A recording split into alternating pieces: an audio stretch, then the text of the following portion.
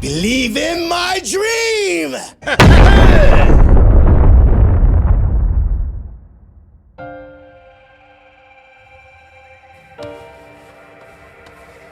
Sudah masuk episode 40-an ke atas yang menandakan cerita itu sudah benar-benar masuk di fase akhir. Jadi langsung saja, bakalan banyak banget yang kita bahas. Ini dia, Kamen Rider Z episode ke-41. Melanjutkan bagian akhir dari episode kemarin ya. Secara overall, episode kemarin bisa dibilang ya memang cukup rumit dan juga bermasalah dari segi kerapihannya. Secara inti sih mereka itu mau bikin introduction ya, dimana semua ancaman terbesarnya itu berkumpul dan membuat skala konfliknya menjadi lebih meluas dan juga lebih global. Dan mereka menurut Anda sih ya cukup berhasil. Di balik beberapa kekurangan di episode kemarin, tapi perkenalan 4 Gore Nightmare Lords yang akhirnya berkumpul bersama menjadi salah satu introduction final boss terbaik sepanjang sejarah Kamen Rider. Salah satu guys ya. Ini emang beneran dan emang gak lebay ya. Memang terlihat seintimidatif itu dan juga bikin merinding. Introduction kemarin juga jadi mengubah lagi beberapa bagian opening yang udah ada 4 Gore Nightmare-nya. Dan diupdate barengan dengan kemunculan Nox Midnight Shadow juga di opening. Episode dimulai ketika Phantom itu mengagumi situasi saat ini di domain Gore Nightmare. Nah itu domainnya juga bener-bener eksekusinya luar biasa cakep ya, walaupun CGI, walaupun green screen. Yang Anda bilang itu tuh kayak Clair Obscure. Nah jadi ini mengaguminya itu apa itu? Phantom dan juga Gore Nightmare lainnya mengklaim bahwa dunia kini telah menjadi milik mereka karena batas antara dunia mimpi atau dream world ya dan juga realitas itu telah lenyap sepenuhnya, sehingga memungkinkan para Nightmare itu bertindak sesuka hati. Ini sangat panjang asal-usulnya, mencakup karena aksi The Lady dan juga kode Somnia Capsem yang membuat mimpi semua orang itu terhubung. Gak mungkin Anda jelasin lagi guys ya. Jadi yang belum paham banget silakan menyimak lagi pembahasan di episode kemarin. Saat Phantom berbicara seperti ini ya di atas singgasananya, wujud Phantom tiba-tiba berubah menjadi wujud The Lady. Ini juga ada jawabannya kenapa seperti ini. Phantom Gore Nightmare emang kemampuan utamanya itu ada di ilusi. Jadi dia itu bisa berubah-ubah wujud seperti ini. Waktu itu juga pernah jadi Nemu buat mengelabui The Lady yang asli kan ya, kalau kalian ingat. Tapi bukan cuman itu aja. Ada alasan yang lebih dalam kenapa tiba-tiba dia itu berubah wujud menjadi The Lady. Nah, di sini Anda satu-satu dulu bahasnya ya. Sebenarnya udah dijawab sedikit lewat sindiran si Panichan ke Phantom di sini. Di mana Panish Gore Nightmare tidak menyangka melihat Phantom bakalan menyatu dengan manusia. Padahal si Panish udah pernah melakukannya sebelum si Phantom ya. Dimana Panichan itu menyatu dengan Sick di masa lampau kalau kalian tahu ya. Nah dari sini penonton jadi udah bisa ngira-ngira nih. Penerapan Sick menyatu dengan Panish kali ini terjadi lagi dengan Phantom dan juga The Lady. Si Phantom di sini cuman bilang dia penasaran dengan masa depanku. Dia maksudnya The Lady. Katastrofi Gore Nightmare agak kontra nih sama keputusan si Phantom ya. Setelah sekian lama mereka itu dapat kebebasan, malah si Phantom tuh begono nih dan dianggap sebagai langkah yang bodoh. Padahal kan udah dapat kebebasan nih ya para Gore Nightmare karena faktor-faktor tadi di atas ya. Malah nyatu sama manusia. Nah, itu dia teman-temannya yang katastrofi itu agak kontra di sini. Berarti di sini tujuan Phantom maupun The Lady sebelum bersatu ini nih yang bikin kita itu penasaran kenapa mereka itu sampai bisa bersatu ya. Lalu para Gore Nightmare lewat Phantom mendeklarasikan tujuan pertama mereka, yaitu mewujudkan dunia yang indah tanpa keberadaan kode. Kata-kata ini terdengar cukup familiar. Jadi awal-awal The Lady muncul di fase kedua cerita Zetsu, dia itu pernah dengan jelas ngomong kayak begini di kediamannya. Sa, kanaemashou. Kode no sonzai shinai. Membuat Anda juga sedikit bertanya di bagian ini. Apakah kesadaran dari The Lady masih ada nih di sini ya? Atau sudah bercampur? Atau apakah Phantom lebih besar nih kesadarannya ya? Atau level kesadarannya? Katastrofi Gore Nightmare pun segera mengajukan diri untuk menjalankan tujuan pertama ini. Si Panichan minta disisain katanya ya beberapa orang yang mau dihabisin sama si Katachan. Soalnya nanti Panichan yang nggak kebagian jatah untuk menghakimi orang-orang yang berdosa. Jadi ya simpelnya, jangan dihabisin semua dong. Bagi ini buat gue dikit. Memang para Gore Nightmare ini tuh ada kategorinya masing-masing ya. Inilah yang membuatnya itu unik dan seakan menjadi perwakilan di aspek-aspek tertentu. Jadi ada kehancuran, ada penghakiman, ada ilusi, oblivion apa tuh? Katanya sih kepunahan ya. Karena 4 Gore Nightmare baru berkumpul, mari kita bahas lagi deskripsi official masing-masing yang Ana dapat dari official TV Asahi. Biar kita juga dapat pakemnya guys ya. Ini Ana udah update di fanpage, tapi nggak apa-apa, Ana bacain lagi aja ya. Pertama ada Catastrophe Gore Nightmare yang disuarakan oleh Bapak Hiroaki Hirata. Jadi dia itu melambangkan kehancuran massal dan juga bencana absolut, perwujudan dari kiamat dan juga kekacauan total. Bentuk ini berfokus pada kekuatan destruktif berskala besar yang mampu meratakan medan tempur dalam sekejap. Kehadirannya membawa aura keputusasaan. Seperti di episode ini. Kayak siapa? Ya, ada jawabannya di akhir episode ya. Jadi dia itu bertindak seperti bencana alam berjalan yang tidak bisa dihentikan oleh siapapun. Dan kedua ada Punish Gore Nightmare yang disuarakan oleh Jun Fukuyama. Penghakiman brutal dan juga eksekusi tanpa ampun. Sang algojo kejam yang bertugas memberikan hukuman fisik paling menyiksa kepada mangsanya. Ketiga ada Phantom Gore Nightmare disuarakan oleh Saori Hayami. Teror psikologis dan juga manipulasi bayangan. Mimpi buruk yang bergerak di dalam kegelapan dan juga ilusi. Bentuk ini memanfaatkan rasa takut, taktik gerilya, dan kemampuan tak terlihat atau stealth untuk menyerang mental musuh sebelum menghabisi mereka secara fisik. Kayak siapa ya? Ya kayak The Lady ya. Phantom adalah manifestasi dari paranoia dan kamu tidak akan tahu dia ada di sana sampai semuanya itu sudah terlambat. Dan terakhir ada Oblivion Gore Nightmare disuarakan oleh Junko Takeuchi. Ketiadaan mutlak dan juga kepunahan total. Puncak tertinggi dari segala mimpi buruk, melambangkan kekosongan dan juga akhir dari segala eksistensi. Kekuatan Oblivion tidak sekedar menghancurkan, melainkan menghapus musuh berserta eksistensi mereka hingga tidak menyisakan apapun selain debu dan juga kehampaan yang kelam. Dari deskripsi Oblivion bener-bener kerasa kayak bos akhir banget ya.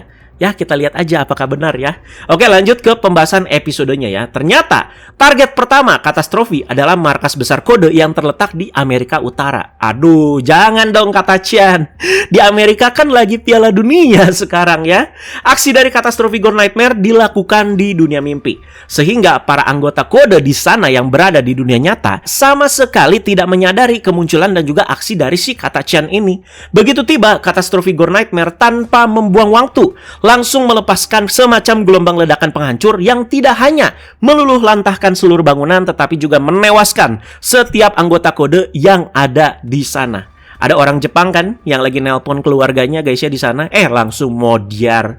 Udah kayak kena bom atom, langsung rata guys ya. Karena serangan pertama dari Catastrophe Gore Nightmare ini, adegan langsung beralih ke markas kode di Jepang ya, di mana Zero itu telah menerima informasi kalau kode Amerika Utara telah dihancurkan. Zero kemudian memutuskan untuk mengambil alih kepemimpinan penuh dalam situasi genting ini dan langsung memberitahu cabang-cabang kode lainnya di seluruh dunia seperti kayak Inggris, India dan juga sisanya ya.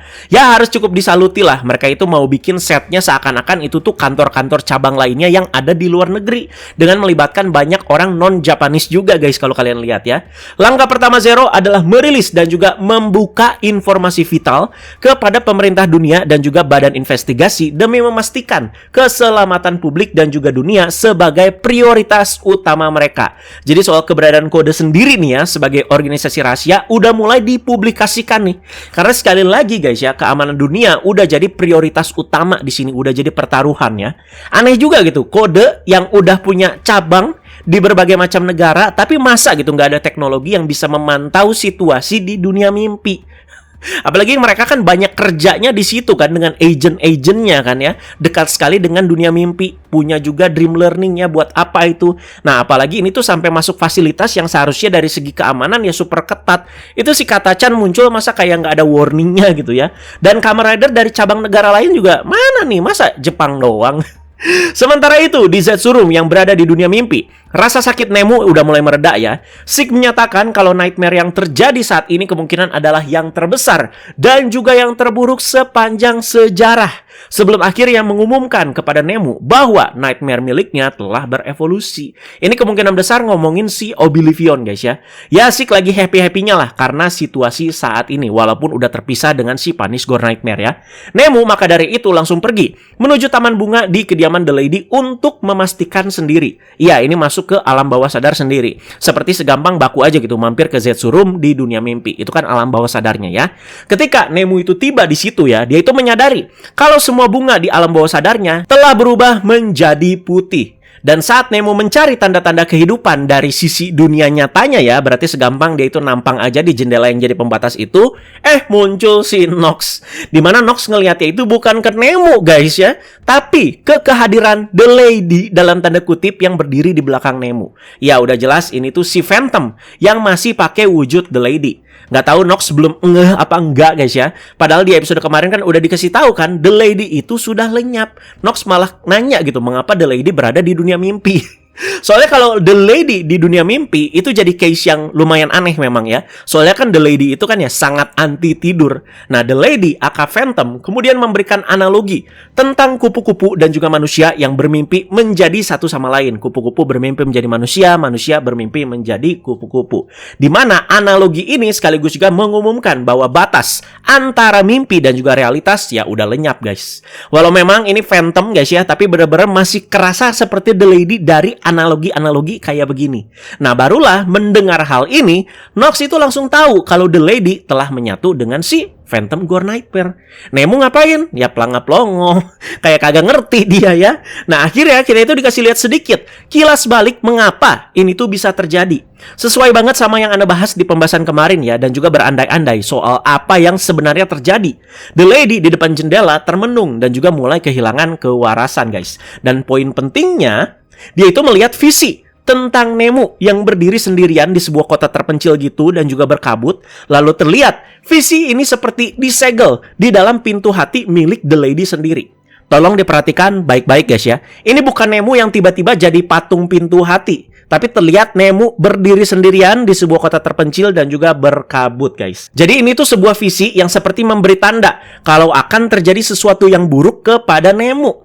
Ya, lagi-lagi The Lady disinambungkannya sama Nemo. Ya karena ibu anak juga sih. Nah ternyata ini yang dilihat The Lady saat mulai kehilangan kewarasannya. Sehingga keputusannya itu diambil setelah itu ya.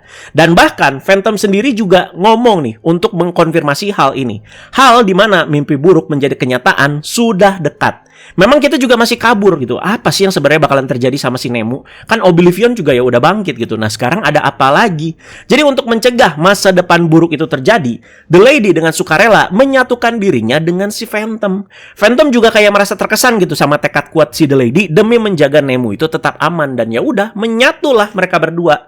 Tapi jelas Phantom juga punya tujuan lain nih sepertinya ya. Gak mungkin cuman kayak terkesan doang seperti itu ya. Dan lanjut The Lady yang sudah menyatu nih ya dengan si Phantom memberitahu Nox bahwa jika dia itu ingin mewujudkan impiannya, maka waktunya ya sekarang, yaitu menghancurkan kode. Secara nggak langsung para Gore Nightmare seperti dapat amunisi baru nih atas dendam Nox terhadap kode ya, dimana Katastrofi udah memporak-porandakan kode dari awal episode. Kembali ke situasi Komandan Zero guys ya, soal kata-kata dia sebelumnya beneran dia lakukan, dimana Zero itu telah mengirimkan informasi penting ke seluruh dunia secara publik, termasuk seperti ke Departemen Kepolisian Jepang dan bahkan divisi kasus aneh juga termasuk di sini.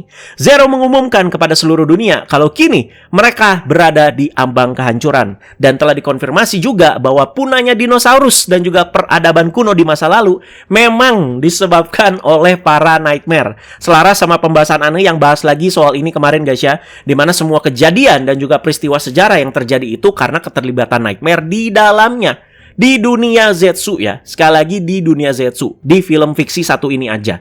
Nah Zero itu takut sejarah kelam ini akan terulang kembali akibat invasi si Gore Nightmare. Semua umat manusia itu bisa punah. Untuk menambah kengerian akan situasi ini, si Katastrofi Gore Nightmare seperti kayak bermonolog lah, bahwa umat manusia membutuhkan waktu jutaan tahun untuk membangun kembali segalanya. Namun hanya butuh waktu 1 detik bagi si Katastrofi Gore Nightmare untuk menghancurkan semua itu. Jadi benar-benar Nightmare dengan tema kehancuran mutlak dan juga kehancuran itu sendiri. Dan aksi Katastrofi Gore Nightmare berikutnya, dia itu beraksi kembali. Dan yang jadi korbannya kali ini adalah pangkalan kode Asia Tenggara, yang tepatnya berlokasi di Malaysia. Anjay, kode cabang Malaysia is real. Dari candaan ya tiap live beneran ada di episodenya loh ya. Bang Rasmaneo aman nih. Bang Isiyama aman, Bang King of War aman ya. Karena ini kode Asia Tenggara ya. Kita anggap ya Indonesia juga adalah ya, tapi nggak diliatin. Agentnya siapa bang kalau kode Indonesia? Ya gua lah.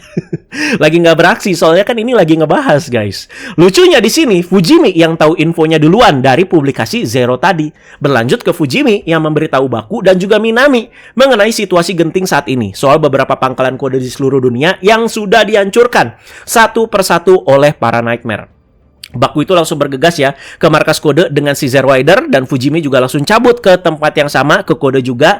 Tapi di tengah-tengah mau cabut, Nasuka seperti terguncang karena baru aja menemukan dokumen yang berisi catatan yang mengungkapkan soal Mai Bini Kureha yang telah tewas telah gugur saat menjalankan tugas, tepatnya tewas di dalam mimpi. Nah, lo baru tahu sekarang. Jadinya Nasuka itu nggak ikut cabut sama Fujimi. Saking nggak terimanya gitu ya, sampai-sampai dia itu mau cek keaslian soal informasi ini. Berarti ada 3 orang nih yang langsung menuju markas besar kode di Jepang. Ada Baku, ada Fujimi, dan juga ada Nox ya. Ya, Nox itu udah nyampe markas kode dan sedang menyelinap memeriksa area sekeliling. Dan ketemu sama Fujimi. Langsung males gitu Nox ya, nih orang lagi. Fujimi ngasih tahu aja gitu ke Nox ya kalau divisi kasus aneh sekarang sudah diberikan otonomi penuh atas kode. Langsung dibilang jijik kan ya sama si Nox ya. Secara singkat langsung terjadi pertarungan ya antara Nox dan juga Fujimi. Tapi kalau kalian lihat ini juga sebenarnya bentuk kepedulian Nox untuk melindungi Fujimi. Karena kalau Fujimi yang cuman manusia biasa melangkah terlalu jauh, yang bener-bener konfliknya ini itu udah gak main-main, nyawa ya jadi taruhannya ya. Faktor lainnya ya kayaknya emang kesel juga ya sama Fujimi, lama-lama nongol mulu tiap Nox itu ngapa-ngapain ya.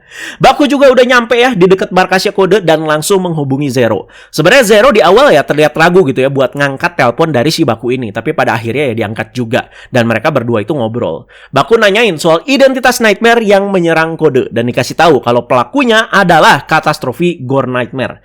Baku ya tentu langsung seperti paham karena punya kedekatan emosional dengan Nightmare satu ini karena sangat jelas sebelum mendapatkan kekuatan 2 Mega Capsem, katastrofi Gore Nightmare ini ada di alam bawah sadarnya. Tambahan lagi juga guys ya, walau ini Ana udah jelaskan berkali-kali ini ya, ditambahkan oleh si Zero. Akibat aktivasi kode Somnia yang menghubungkan mimpi seluruh umat manusia menjadi satu, para Nightmare itu berhasil mendapatkan kebebasan di luar alam bawah sadar sang pemimpi, sehingga memungkinkan mereka untuk melakukan invasi tanpa batasan. Apa karena ini juga nih, kata Chan itu bisa ada di luar alam bawah sadar si Baku? Bisa aja guys ya. Bagian ini selalu ditekankan berkali-kali ke kita ya. Ya pokoknya karena kode Somnia lah ya, skala ancamannya itu jadi lebih meluas dan juga jadi lebih global seperti ini. Tapi di sini Zero juga meratapi keegoisan organisasi kode yang seperti kayak terlalu percaya diri nih bisa mengendalikan Nightmare. Kan memang ada tujuannya ke situ mereka juga ya. Di mana ego tersebut justru melahirkan skenario terburuk ini dan juga menyeret Baku serta yang lainnya ke dalam kekacauan. Ya Baku nggak nyalahin Zero atas hal ini. Baku menegaskan kalau demi skenario seperti inilah Zero itu kan bermimpi untuk menyempurnakan Zetsu, yaitu untuk melindungi dunia dari amukan para Nightmare. Nah, ngerti kan guys alasannya guys ya? Karena skenario seperti inilah Zero itu bermimpi untuk menyempurnakan Zetsu. Nah, demi tujuan itu, yaitu melindungi dunia, Baku itu menyatakan persetujuannya untuk bekerja sama dengan si Zero. Jika itu berarti bisa melindungi dunia. Jadi secara nggak resmi ya, Baku itu kayak join lagi ke organisasi kode nih. Secara nggak resmi ya di sini Anda bilang ya, bukan pakai pelantikan lagi, pakai cincin agent dan lain-lain dan kembali sebagai kode number 7, nggak seperti itu guys ya. Ini kan udah dunia nih taruhannya ya. Jadi ya udah Baku itu melakukan hal yang menurut dia itu ya benar guys ya. Tentu Zero apalagi sebagai ayah Baku merasa tersentuh oleh keyakinan tanpa pamrih dari anaknya ini yang mengingatkan Zero pada masa-masa awal saat dia itu menyelesaikan Zero Rider dan juga Zetsurum. Jadi kilas balik ini tuh jelas memperlihatkan langkah pertama Zero menuju impiannya untuk menciptakan dan juga menyempurnakan Zetsu. Itulah dia langkah awalnya guys ya. Sebagai goals akhirnya yang menyempurnakan Zetsu. Zero kemudian meminta maaf sekali lagi kepada Baku, mengakui bahwa semua hal buruk yang terjadi adalah kesalahannya. Jadi percakapan ini cukup dalam, makanya coba Anda ulas lengkap juga guys ya. Walau tanpa Baku maupun Zero memanggil ayah dan anak secara masing-masing ya. Jadi bagi kalian yang tanya, oh kok nggak manggil anak atau ayah nih? Kan mereka jelas-jelas anak dan ayah. Jadi percakapan yang dalam ini seharusnya ya sudah cukup mewakilkan tanpa harus secara terang-terangan ngomong seperti itu. Malah jadi geli nggak sih nanti adanya ya? Sayangnya, tepat sebelum Zero itu bisa memberikan misi pribadi kepada Baku, si Katachan udah muncul lagi dan mulai menghancurkan markas kode. Jadi ini sekaligus memutuskan jaringan komunikasi antara Zero dan juga Baku.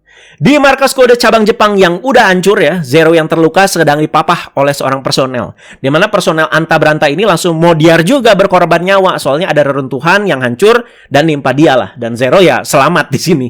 Nah, nongol personel lain di sini guys ya. Tapi personel yang ini justru menyita kode font berwarna putih milik Zero dan langsung membuka kedoknya.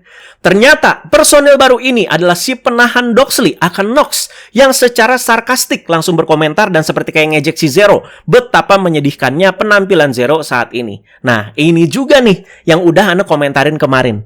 Jadi pas momen Nox itu dihilangkan, cuci otak dari Tri sama Baku dan mereka itu jabat tangan kan ya sebagai bentuk kerjasama, kan ada Zero juga di situ. Dimana Nox secara terang-terangan bilang bakalan berkorban nyawa, yang penting kode itu hancur. Jelas-jelas ada Zero di situ, tapi yang Anda sayangkan gak ada ekspresi ataupun sedikit interaksi yang gimana gitu. Yang emang ternyata ya Nox masih berkonflik gitu sama Zero ya, karena Nox sendiri masih membawa kebenciannya terhadap kode. Nah, Zero juga seperti pasrah nggak pasrah di sini ya, dan nggak masalah juga gitu kalau Nox itu mau menghabisi dia saat ini. Di fase ini Nox itu emang terlihat menyebalkan, sangat menyebalkan ya. Jadi dunia itu lagi porak-poranda karena Nightmare, masih aja bawa-bawa dendamnya dia, di mana backstory kebencian Nox atas kode juga di build up-nya menurut Ana kurang kuat. Tapi ada bagian yang menceritakan lebih soal ini. Makanya Ana bilang tadi di fase ini ya, si Nox itu terlihat menyebalkan. Coba nanti ya kalau misalkan ada adegan selanjutnya kita nilai lagi. Jadi Baku itu datang tepat waktu dan juga nyusul. Ngelihat tindakan Nox ini, Baku itu tentu langsung pasang badan lah dan juga melindungi Zero. Dan bahkan Baku terang-terangan bilang kan, kode akan kulindungi. Karena di situasi saat ini, Zero adalah orang yang paling dibutuhkan di dunia ini saat ini ya. Jadi ngelihat Baku yang begini, Zero itu kayak merasa bangga dan juga sedih di saat yang bersamaan ya. Nah, ini juga bagian simbolis aja guys ya, seorang ayah yang bangga melihat anaknya tanpa sekali lagi saling manggil ayah ataupun anak ya. Ya udah pasti main catur, enggak lah berantem ya.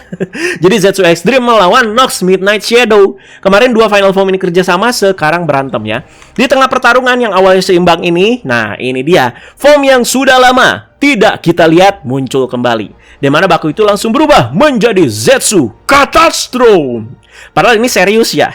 Tapi Anda langsung ngakak dong di bagian ini ya. Soalnya udah banyak meme bertebaran di mana-mana yang kayak memperlihatkan kalau Zetsu Catastrophe itu seperti kayak kryptonite-nya Nox. Jadi kayak Superman yang takut sama kristal hijau itulah.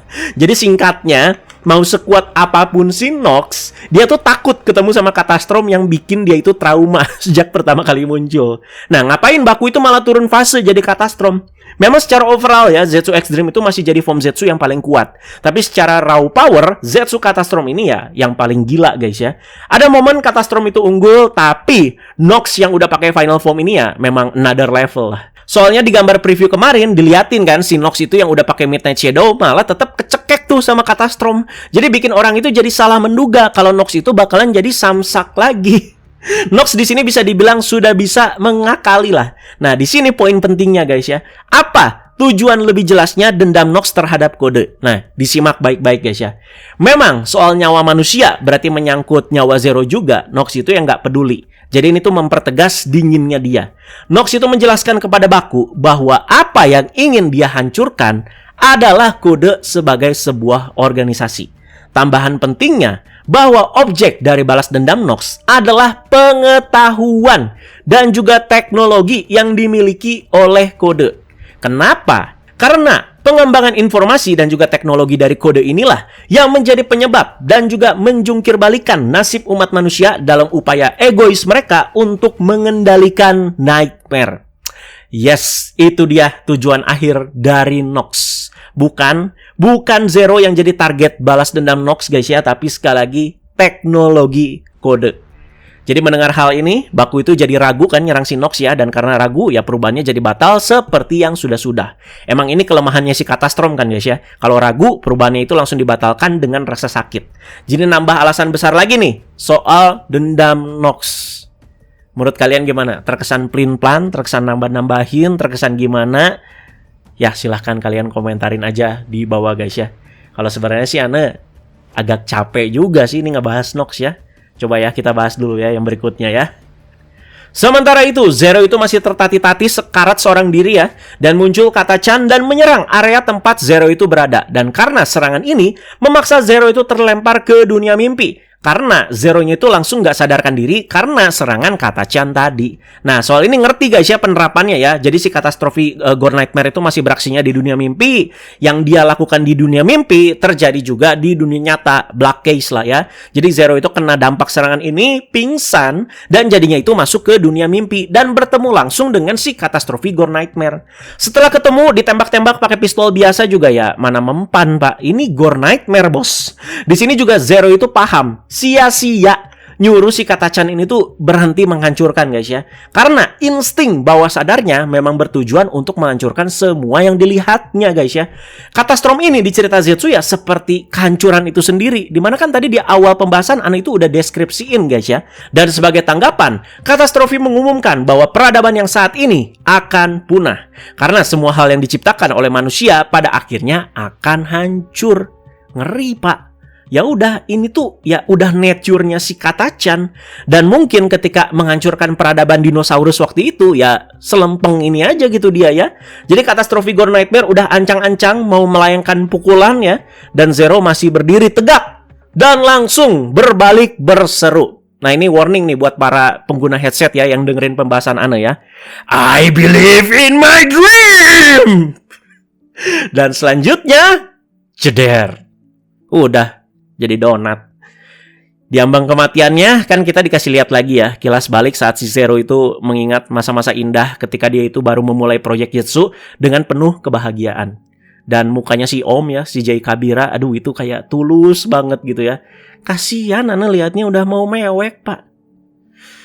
Dan kata-kata terakhir dari Zero sebelum benar-benar meninggal ya, aku percaya pada impian kita. Soal kita di sini menyinggung Zero dan juga Baku. Setelah 41 episode ya, jadi terima kasih Jay Kabira atas perannya yang luar biasa dan juga sangat-sangat keren. Sudah menerima bunga juga si Om di belakang layar ya. Sedih sih. Kilas baliknya yang bikin makin sedih guys ya. Kalau kalian tanya kok nggak dilawan kan, aduh sia-sia itu mah. Udah nature-nya si Katastrom seperti itu juga. Jadi mustahil gitu mau dilawan pakai cara apapun juga. Apalagi kan Zero ya cuman seperti itu. Jadi banyak gitu yang berandai-andai skenario kayak bilang, oh ya pakai booster Capsem aja, padahal tuh sia-sialah. Ya udah emang udah harus seperti ini gitu ya. Jadi episode berakhir dengan sangat buruk ya tentunya ya. Suasananya kelam dan juga penuh keputusasaan dengan beberapa scene yang diperlihatkan ke kita. Jadi Baku yang nemu Zero yang sudah tidak bernyawa. Nox udah tiba di ruangan yang berisi sistem dan juga teknologi kode yang pengen dia hancurkan. Nemo yang pelanga-pelongo, maksud Ana lagi menunggu lah dengan penuh kecemasan ya terlihat ya. Dan Fujimi masih terkapar, tidak sadarkan diri akibat pukulan Nox. Nasuka juga berlutut lemas setelah benar-benar mengetahui kalau Mai Bini Kureha, sahabatnya, sudah tewas. Dan terakhir, katastrofi Gore Nightmare kembali duduk ya di singgasananya setelah meratakan markas besar kode. Terlihat dia itu seperti kayak merenungkan nih langkah destruktif berikutnya itu apa. Kemarin perkenalan para final villain-nya itu bikin merinding ya, para 4 Gore Nightmare. Jadi sebagai langkah awal yang bisa kita lihat beberapa eksekusinya juga di episode ini ya. Menurut Ana episode ini sudah cukup oke sih ya. Ya untuk bagian Nox sih menurut Anda sih agak pengecualian ya. Jadi mereka itu nggak memulai pacingnya itu lambat lagi gitu. Oh ini udah diperkenalkan nih 4 bosnya nih. Terus mereka itu ya lambat lagi, digali-gali lagi. Enggak, jadi langsung dor gitu ya. Jadi dengan situasi yang genting dan episode ini sih kerasa kayak final episode juga. Dan terbukti juga kan mereka itu ya kayak bikin eksekusi yang besar, yaitu Zero harus dimatikan guys ya. Padahal ini baru 1 Gore Nightmare loh. Baru 1. Semoga aksi para Gore Nightmare lainnya ya bisa membawa intensitas yang sama. Apalagi untuk Punish ya. Kan Punish udah bisa dibilang ya beraksi kemarin. Tapi nanti misalkan kalau dia itu dapat porsi lagi nih ya di episode 40-an. Dan juga harus beraksi seperti ini ya. Semoga eksekusinya itu lebih dar-der-dor lagi. Dari Ana sih begitu aja guys ya. Sisanya udah Ana bahas lengkap banget rata-rata di video ini. Jadi silahkan kalian komentar juga di bawah selengkap mungkin. Yuk mari ya teman-teman ya. Ana juga bakal total banget ya. Bakal abis-abisan sampai Zetsu tamat ini ngebahasnya. Kalian juga jangan lupa tetap komentar terus sebanyak-banyaknya teori-teori dan juga pemikiran-pemikiran kalian ya. Dan jangan keluar konteks. Terima kasih guys.